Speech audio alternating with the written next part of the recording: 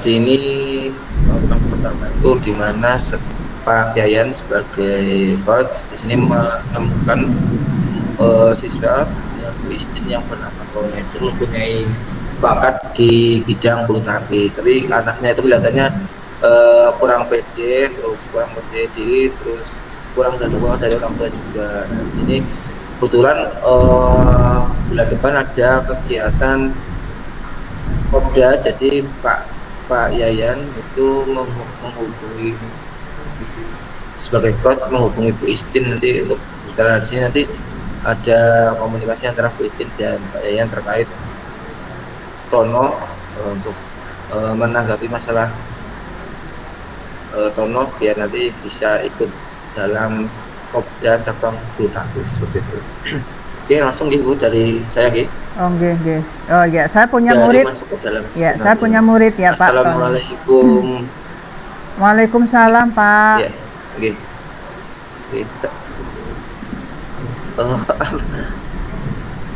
Apakah Ibu sudah tahu kalau bulan depan ada kegiatan Kopda di tingkat kabupaten, Ibu?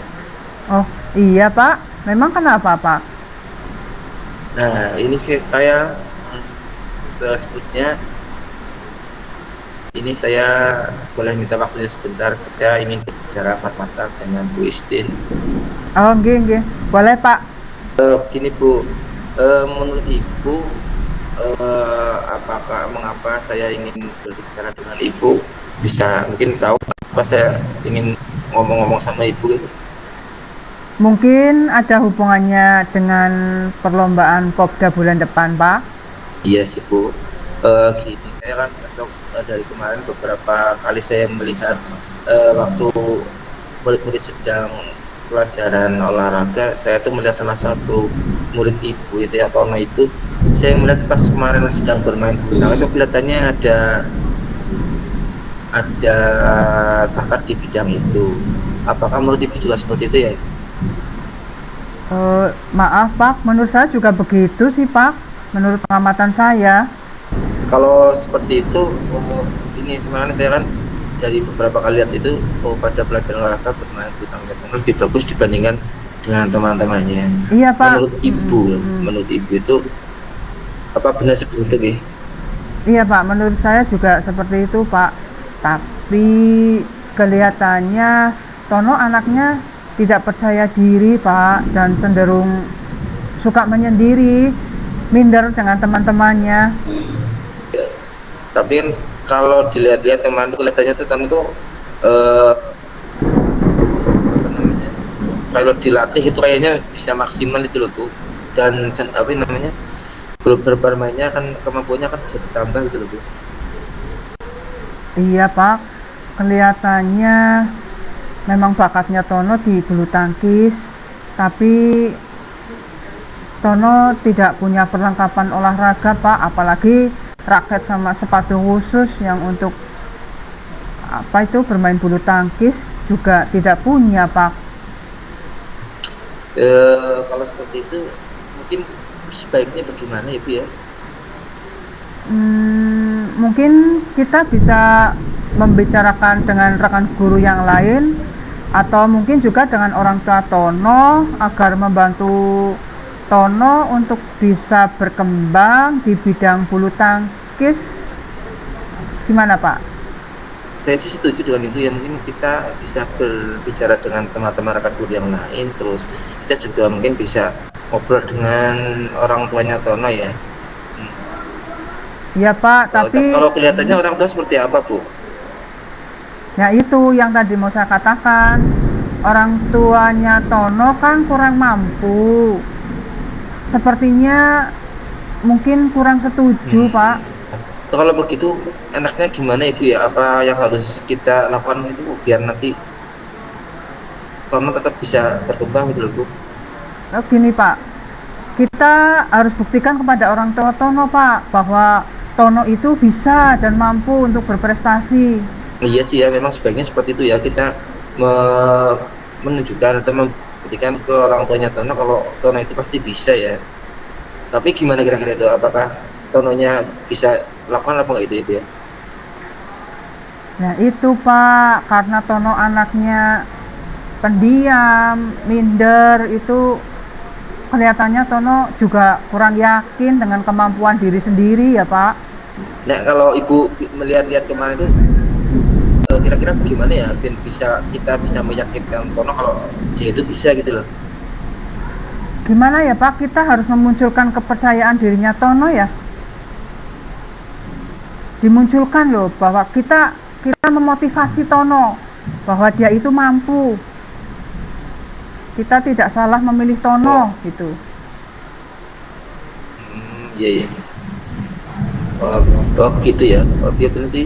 Bisa memang kita harus memunculkan ya, kalau memunculkan kepercayaannya diri biar Tono ini biar bisa percaya diri bahwa dia itu mampu gitu ya Bu ya.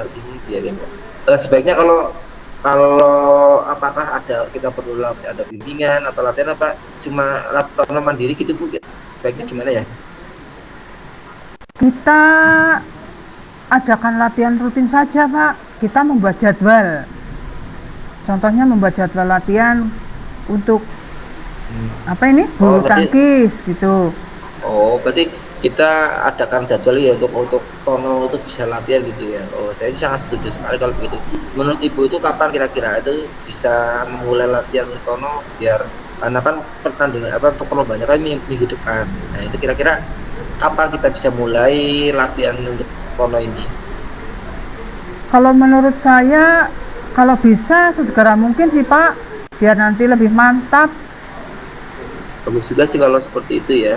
Tapi menurut Ibu kira-kira 1 minggu itu bagusnya latihannya tiap hari apa gimana nih Bu? Baik-baiknya. Kalau tiap hari ya nggak mungkin Pak. Kalau kita buat seminggu 3 kali bisa jadi. Kalau seminggu paling hanya 1 kali, 2 kali itu terlalu minim karena mengingat waktunya juga semakin dekat. Kayaknya pasnya mungkin 3 kali dalam seminggu ya Pak. Apakah yakin cuma tiga kali seminggu itu Bu? Apa bisa maksimal kalau kita cuma 3 kali latihannya gitu Bu? Saya yakin Pak kalau 3 kali dalam seminggu maksimal, karena saya takut kalau latihannya lebih dari 3 kali nanti Tono jadi kelelahan waktu pelaksanaan perlombaan. Iya juga sih, takutnya seperti itu ya, pas karena diporsir pada saat latihan pas pelaksanaan malah tidak maksimal ya. Mungkin begitu Ibu, 3 kali dalam seminggu kita maksimal. Oke, jadi kita sepakati Ibu ya, ini latihan 3 kali dalam seminggu ya. Iya Pak, tapi kita koordinasikan dulu ya Pak dengan guru olahraganya. Oh iya, baik Bu, baik. Mari kita bersama-sama siapkan bersama biar Tono bisa mendapatkan hasil yang maksimal. Iya, amin, amin. Siap Pak. Terima kasih Pak untuk percakapan hari ini sehingga menghasilkan sama-sama. ya. Oke, siap. Oke ya, nanti saya coba merefleksikan ya dari apa kita yang sudah laksanakan tadi, apa yang sudah berjalan dengan baik selama berjalan. Kalau saya melihat ya tadi kita membicarakan tentang apa yang sudah berjalan baik, saya rasa sih percakapan sudah baik karena disitu ada masalah kita sampaikan, terus kita bahas bersama-sama sehingga tercapai masalah apa yang kita inginkan. Dimana sini kita ada mempunyai siswa muridnya Kristen yang punya kemampuan tetapi kurang percaya diri, dan dari sini kita berusaha untuk bagaimana nanti membicarakan si Tono ini agar bisa mewakili kita di Popda tingkat kabupaten. Apa yang masih perlu diperbaiki dan ditingkatkan? Mungkin untuk apa yang perlu ditingkatkan nanti mungkin untuk koordinasi dengan teman-teman yang lain. Dan mungkin nanti misalkan coachingnya ini tidak cuma 2 orang, tapi bisa nanti melibatkan banyak orang sehingga jadi ada banyak masukan, ada banyak pertimbangan sehingga mendapatkan hasil yang maksimal. Apa yang Bapak Ibu lakukan untuk tetap dapat kehadiran sebelum dan setelah melakukan coaching? Pada saat coaching saya memastikan bahwa coach siap nanti apa yang akan disampaikan dan bisa membantu coach di sini. saya berkoordinasi dengan Bu Istin sebagai yang pastinya di sini itu memastikan bahwa sebenarnya Bu Istin mempunyai solusi-solusi terbaik untuk mengatasi masalah ini. Jadi sudah ada sebenarnya Bu Istin punya material partnya di sini cuma memunculkan apa yang ada di Bu Istin sehingga coachingnya bisa berjalan lancar dan bisa memperhatikan apa yang bukan memberikan solusi, tapi ternyata solusi itu datang sendiri dari coachingnya itu sendiri, yaitu sendiri Bu Istinnya sendiri. Terus apa yang Bapak Ibu lakukan untuk memperbaiki dan meningkatkan? Mungkin untuk komunikasinya kita menggunakan untuk maksimal lagi untuk komunikasi dua arahnya, jadi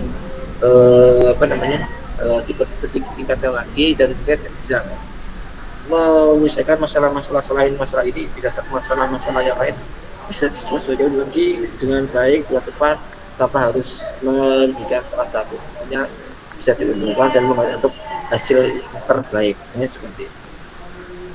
Dari hasil refleksi ini saya rasa bahwa untuk coachingnya sudah berjalan dengan lancar dan di situ ada dua arah di mana ada coach dan coachnya itu mengkomunikasikan masalah yang ada dan mendapatkan solusi untuk menghasilkan apa yang diinginkan, untuk yaitu terhadap persiapan untuk dari sini. Seperti itu dari saya, dan saya ke Bu Istin. Ya. Ada, ya, baik. Saya akan menyampaikan saya akan menyampaikan umpan balik dari coaching tadi. Apa yang sudah dilaksanakan dari Pak Yayan sebagai coach sudah bagus, sudah membuka peluang, kemudian juga fokus nih, tidak mendua dengan bahasa tubuhnya seperti mengangguk-angguk atau bagaimana, itu berarti sudah fokus nih. Kemudian juga di situ coach hanya berperan sebagai penggali apa yang ada di coach gitu. Umpan balik dari saya sudah bagus Pak Yayan. Terima kasih Bu. Ini untuk kasus 1 sudah terpecahkan dan seperti itu hasilnya. Kita akan mencoba melanjutkan ke kasus selanjutnya di Bu Istin. Okay, di mana kita akan bertukar peran, di mana saya menjadi coach dan Bu Istin akan menjadi coachnya. Saya mengadu ke Bu saya mengadu ke Bu Istin bahwa kemarin pada saat ada supervisi dari Pak Pengawas dari kecamatan, alhamdulillah ada beberapa yang mungkin menggajal di hati saya ya, terkait bahwa emang kemarin biasanya kalau saya mengajar itu menggunakan media, jarang saya memegang buku itu cuma referensi saya, dan saya biasanya akan lebih mencari referensi yang banyak, jadi nggak cuma sebatas bukunya, karena betul-betul kalau saya lihat dari sekarang buku tema itu sama sekali tidak memberikan pemahaman yang maksimal untuk anak-anak didik saya. Akhirnya saya sering menggunakan media-media yang lain. Seperti biasanya saya lebih belajar di kelas menggunakan proyektor, jadi lebih ada di situ saya bisa menggunakan video, menggunakan materi-materi yang sudah ada, dan ada juga saya juga kadang-kadang memutarkan video yang biasanya lebih menarik. Ini pas dari satu itu, karena tidak ada teksnya, biasanya sumber bacaan kan kita biasanya dari teks. Saya emang tidak membawa buku teksnya itu, dan kemarin kelihatannya Pak Pengawas itu kurang gimana ya, kayak mukanya langsung berbeda pada saat pertama mulai, dan pas kita dan saya sudah menyampaikan kepada beliau ada banyak sebenarnya, cuma ada proyektor, ada sumber baca yang lain, sumber yang lain sekali. Assalamualaikum. Ya, satu mulai. Assalamualaikum. Waalaikumsalam Bu Istin. Iya. Kemarin Waalaikumsalam Bu Istin. Kemarin katanya ada sesuatu yang mau dikatakan Pak Yayan dengan saya ya? Iya Bu, ini ada yang ingin saya bicarakan dengan Ibu, tapi sebelumnya saya minta maaf, mungkin nanti akan menunggu waktu Ibu istirahat. Oh, tidak apa-apa Pak, kebetulan ini anak-anak sudah pada pulang. Mari silakan duduk. Iya Bu, sekali lagi saya minta maaf ya, nanti bukan nanti pas kita ngobrolnya lama jadi mengganggu Ibu. Enggak Pak, santai saja. Santai saja Pak. Makasih ya Bu.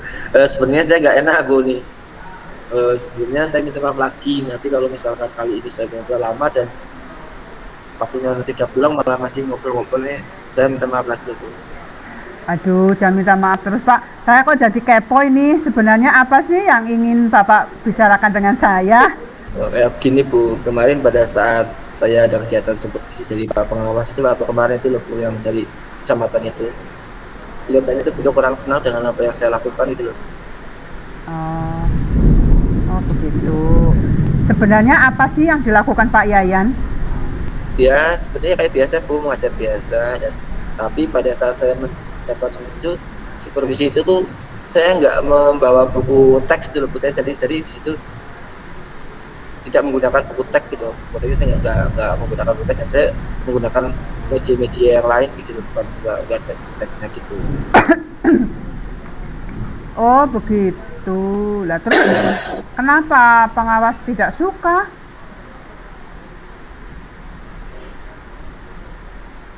Nah ya itu saya kurang paham gitu loh.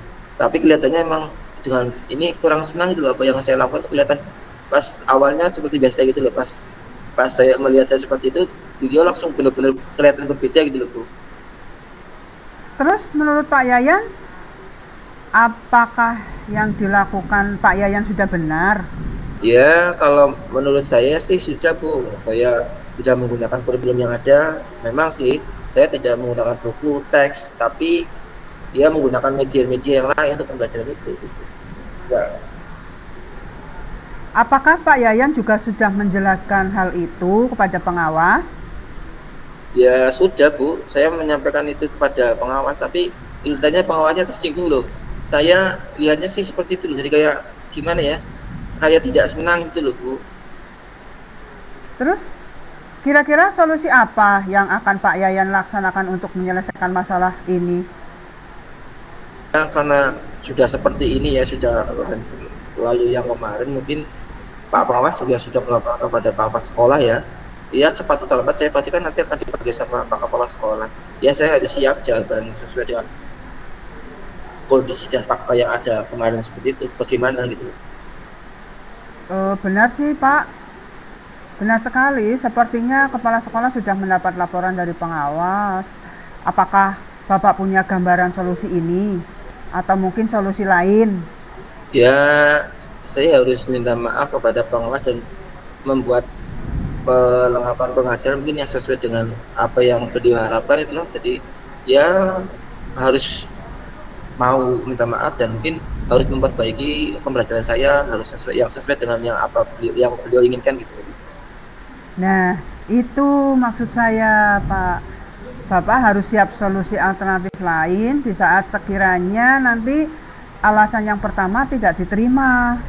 Ya ya gitu sih Bu, tapi saya tetap pada rencana awal saya, jadi saya akan menyampaikan apa yang sebenarnya terjadi. Apabila memang apa yang saya sampaikan alasan itu tidak diterima, tidak menyelesaikan masalah yang ada antara saya dan pengawas, ya itu sudah, tadi saya harus terima, dan bahkan saya secara kedua yaitu saya harus minta maaf kepada Pak Pengawas dan memperbaiki apa yang pembelajaran yang saya lakukan itu. Gitu ya Bu ya. Ya, tepat sekali. Menurut saya seperti itu harus segera diselesaikan biar nanti Bapak juga apa ya, kerjanya nyaman gitu loh. Iya juga sih Bu, saya juga tidak ingin masalah yang ini berlarut-larut itu loh, dan benar-benar membebani saya. Kadang-kadang saya juga tidur pikiran gitu, jadi merasa nggak tenang gitu. Akhirnya agak segera selesai gitu loh. Nah, sekarang bagaimana kalau kita susun komitmen kira-kira kapan Pak Yayan akan menindaklanjuti masalah ini? Mungkin ini apa ya, saya menunggu nanti dari Pak Kepala Sekolah memanggil saya, mungkin seperti itu ya. Bagaimana? Tapi kalau menurut saya ya jangan menunggu untuk dipanggil Pak, supaya ketidaknyamanan yang Pak Yayan rasakan itu tidak berlarut-larut. Ya juga sih Bu. Berarti sebaiknya saya ini menghadap kepala sekolah ini, walaupun belum dipanggil sama beliau kita bisa menghubungi beliau dulu gitu ya Bu ya? Apa gimana ini? Menurut saya sih baiknya begitu, Pak. Oke. Berarti saya menghadap kepala sekolah menceritakan kronologi persoalannya seperti apa ya antara saya dan kepala dan Pak Pengawas, dan saya akan utarakan juga alasannya nanti ya. Nah, nanti kalau beliau juga tidak menerima alasan saya, berarti seperti yang tadi itu ya sampaikan, berarti saya harus minta maaf dan mengubah gaya pembelajaran saya begitu ya Bu. Iya, luar biasa, betul sekali. Sesuatu yang mungkin menurut Pak Yayan itu dirasa tepat, kan belum tentu baik menurut ukuran orang lain. Jadi Pak Yayan sudah bijaksana sekali. Kapan kira-kira Pak Yayan akan menghadap kepala sekolah? Iya ya Bu, kapan ya Bu sebaiknya ya Bu ya? Secepatnya dong, Pak. Oh iya juga Bu. Oh mungkin besok lah Bu lah, setelah saya mengajar, saya akan menghadap kepala sekolah untuk menyelesaikan masalah ini. Terima kasih sarannya Ibu. Iya, iya, sama-sama. Semoga masalah yang dihadapi Pak Yayan itu segera terselesaikan dan Pak Yayan kembali nyaman bekerjanya. Oke lah kalau begitu, siap. Kalau begitu saya permisi ya Bu ya. Terima kasih sarannya, bantuannya, sehingga saya benar-benar menjadi plong ini Bu. Bisa, insya Allah besok saya segera menghadap Pak Kepala Sekolah. Saya harus segera selesaikan ini. Sekali lagi terima kasih loh Bu. Iya, Pak. Sukses selalu buat Pak Yayan.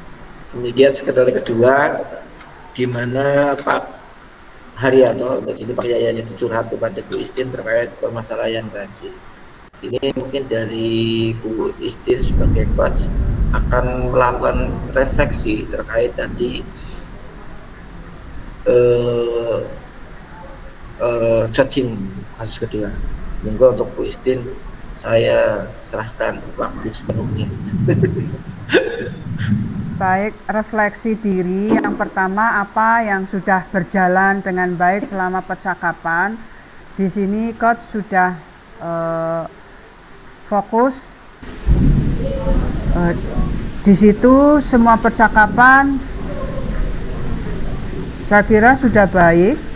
Coach berusaha mendengarkan, berusaha mindfulness, tidak mendua, terus konsentrasi juga.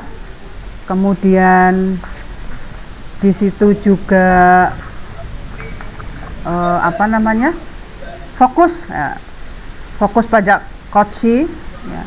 Kemudian bersikap terbuka di situ dan ingin tahu juga ada. Kemudian mampu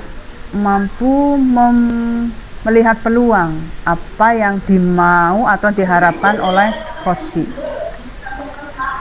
Apa yang masih perlu diperbaiki atau ditingkatkan? Yang masih perlu diperbaiki dalam coaching ini adalah tanggapan yang diberikan ataupun tanggapan dari coaching itu masih hati-hati.